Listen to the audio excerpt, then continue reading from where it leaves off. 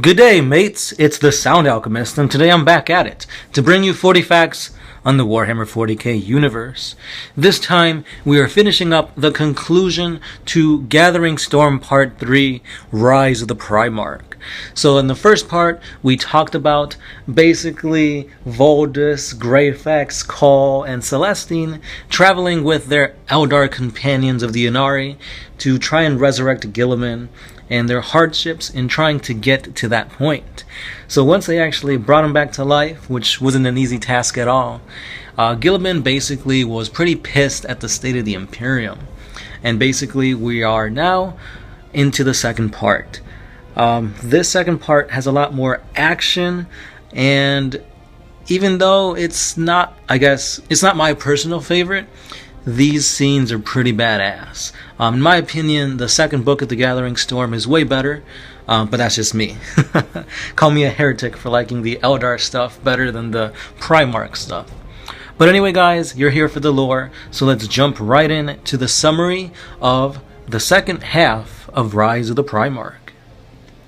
So during their voyage to Terra, Guilliman unfortunately were flung into the warp, and they were unable to get back into real space. It was later revealed that this was all due to Kairos Fateweaver. So they traveled aimlessly for hours, or who knows how long, since the warp really has no sense of time. Until finally, Guilliman saw a vision. He had a vision of an Eldar, which spoke of a path that could lead them out of this maelstrom. With no other options, they listened to his vision.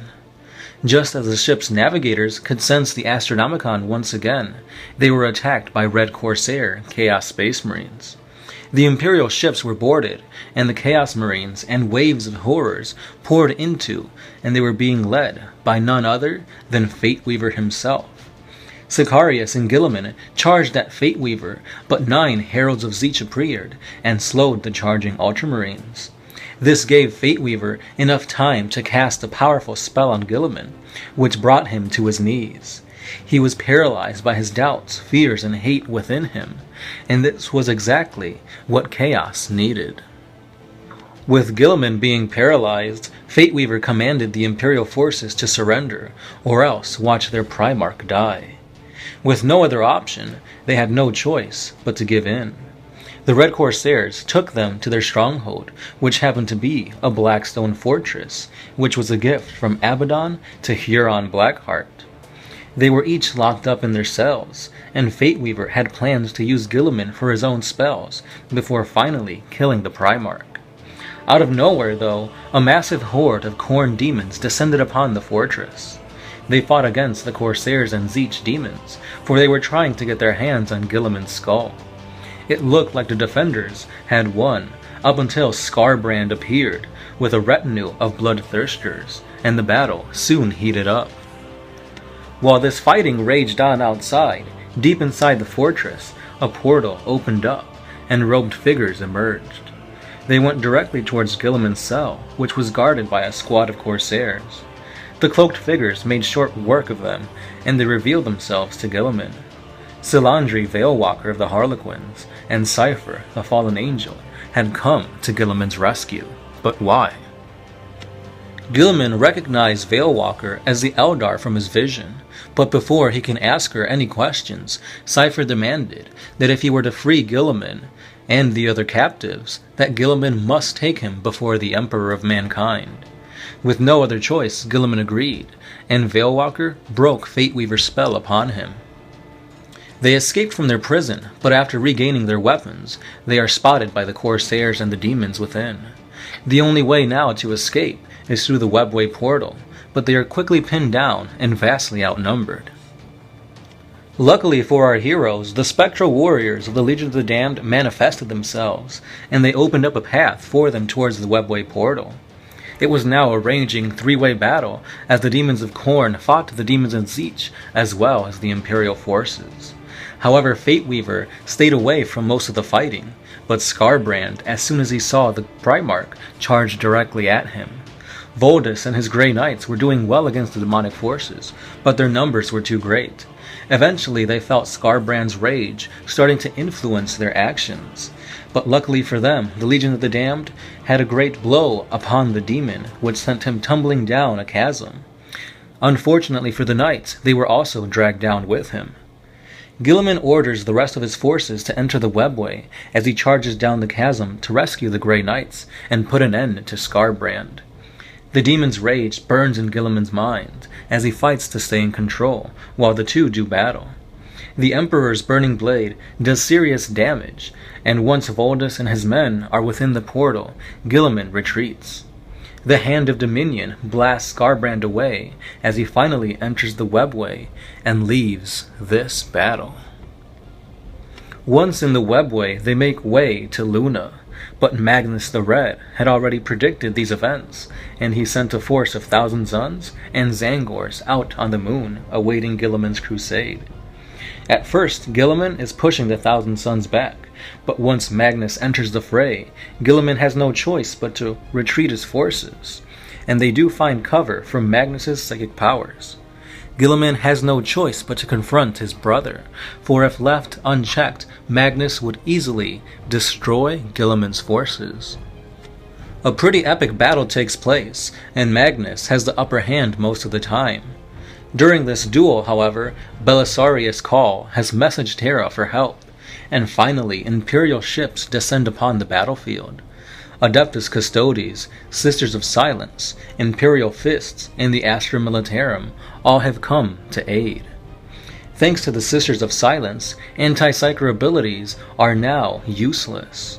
Magnus has no choice but to defend against Guilliman now that he has lost most of his psychic powers. Veilwalker telepathically communicates to Guilliman that they have to force Magnus back into the webway in order to lock him in there, and with the help of the Harlequins, their plan works. With no leader, the Thousand Suns are quickly eliminated. Once the crusade arrives on Terra, a grand parade is thrown for Guilliman. But anyway, finally they arrive before the doorway to the Emperor's throne room. 20 Custodes guard before the door.